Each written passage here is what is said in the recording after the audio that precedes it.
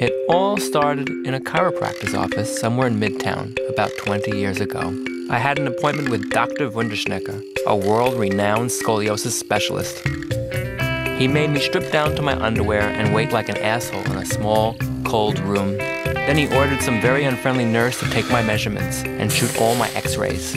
The woman told me specifically not to lean, but I chose to ignore her. I quickly learned this was a big mistake. Yeah, well, judging from the x-rays, your son will have to wear the back brace for about, let's say 10 years, give or take. Otherwise, he will spend the rest of his life getting countless operations, painful, disgusting operations, and being confined to a wheelchair. Would you like a candy, Andy? My parents took detailed notes on the doctor's prognosis, laminated them, posted them on the refrigerator, and then made me refer to them every time I would dare complain about getting a back brace. Mom, Dad, you can't make me put on one of those freaking things. You little brat. You should thank your lucky stars. I would rip my heart from my chest for the opportunity to wear a customized plastic girdle. But was I so lucky? No. Hey, Andy, it sure beats surgery. I was fit for a back brace the following week.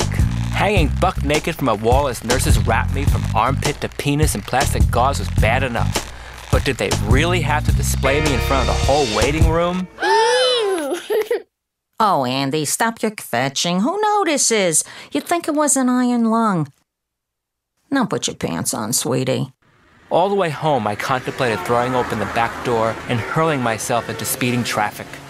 Hey, look on the bright side, Andy. Somebody mugs you, the knife gets stuck in the back brace, causing you no harm. David, look at you, making a joke. Very funny. Yeah, no harm. I remember my first day at school wearing that damn thing. I stumbled down the hallways looking like the Tin Man. Then, in homeroom, Jade Quackenbush asked, "Why do you walk around like you have a pole up your ass?" And I knew it was going to be someday.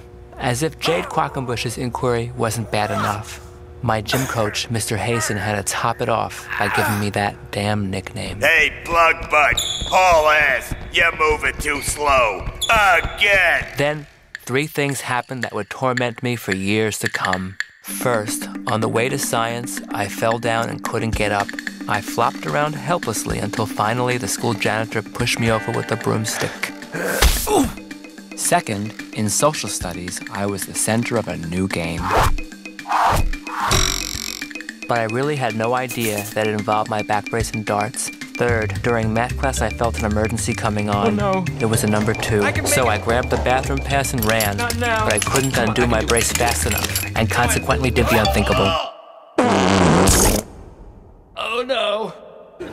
Ladies and gentlemen, may I have your undivided attention, please? Could you please refrain from making fun of Mr. Andrew London today? He has to wear a dress because he accidentally soiled his clothes.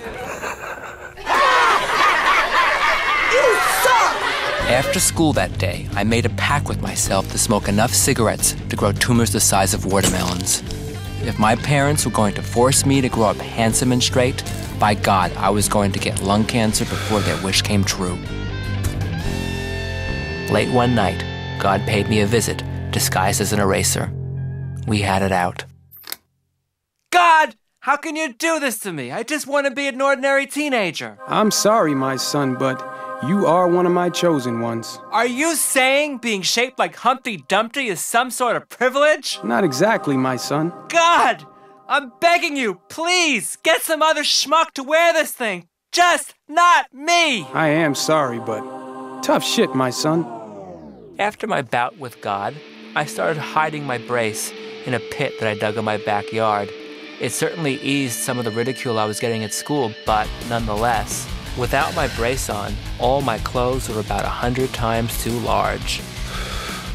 How about you and me sharing a fribble?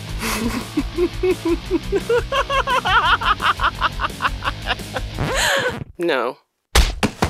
Anyway, I kept up this routine of burying my brace until my father discovered the pit. Ah! Ow, that hurt. Hey, Andy, I found your brace. But the story really ends when I finally outsmarted Dr. Wunderschnecker. Are you sure you are standing straight and natural? Yes, I'm sure. Oh, well, then, wunderbar. You're cured. Prior to my annual examination, I vigorously trained in the art of standing erect. So now, 20 years later, people ask me if the story is true. Yep. Every single word of it. That fucking brace was almost the death of me. But, for better or worse, it also made me who I am.